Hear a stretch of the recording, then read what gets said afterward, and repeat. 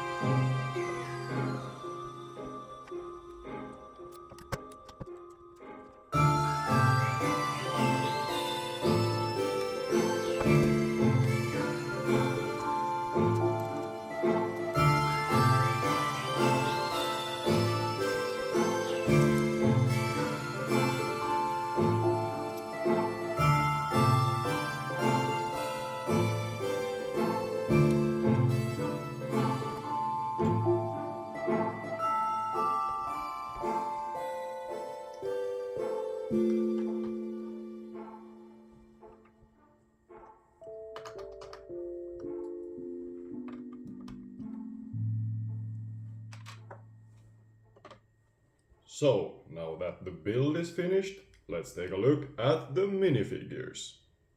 First up is Steve, who comes equipped with a fishing rod and an iron hoe. And Steve is actually one of the more exciting characters in this set, because he finally has the right skin tone. Now, this hasn't really bugged me, I haven't really thought about it, but now that we have the right one, I definitely will.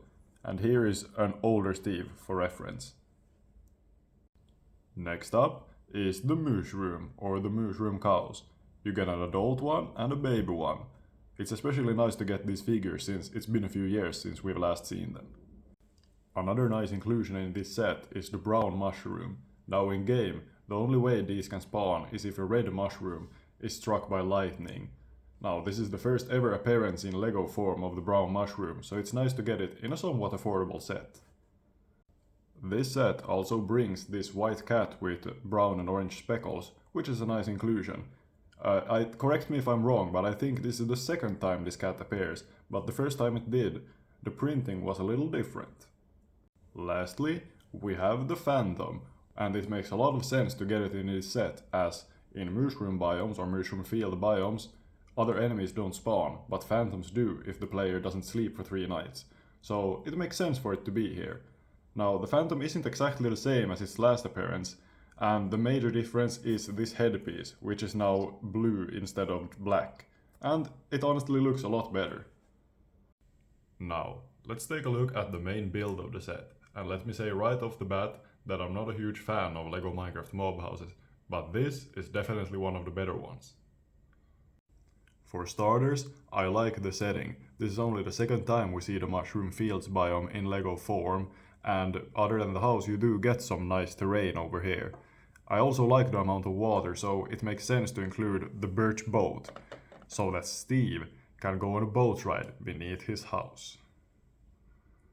If we move to the front of the mushroom house, you can see this wheat farm which every good Minecraft base needs. You also see this flower, which I'm not exactly sure what it's supposed to be, you can comment down below if you know. And you can see that Steve is also farming some mushrooms here, which appears to be possible in the mushroom fields. You can also see this crate over here, which I guess in this context is supposed to be a composter, and it's nice to have it right beside the farm, just like you would have it in game. The top of the mushroom house can be easily removed, so you get better access to the inside. Now, I must point out that I really do like this look with the fences instead of walls. It makes the house feel more open, yet secure at the same time.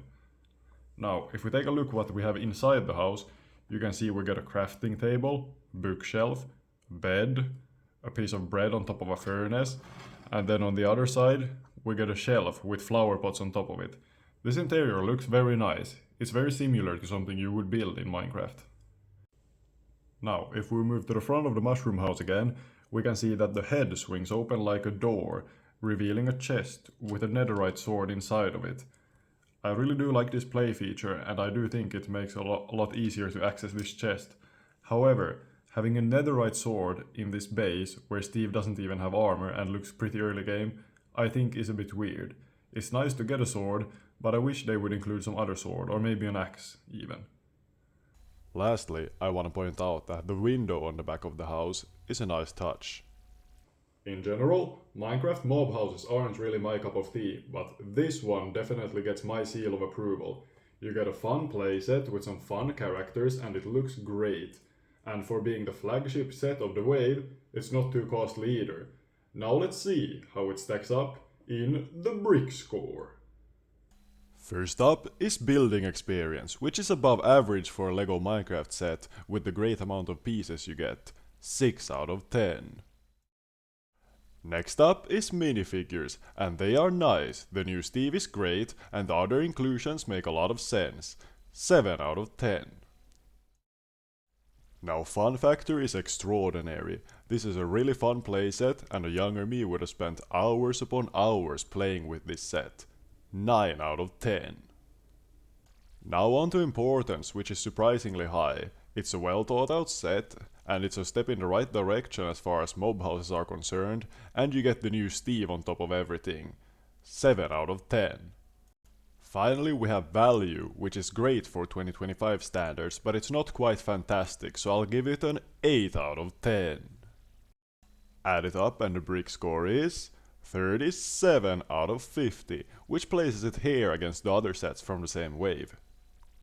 It sits first for now by only a single point over the Nether lava battle, so the real question is, would you rather have this or 5 Nether lava battles?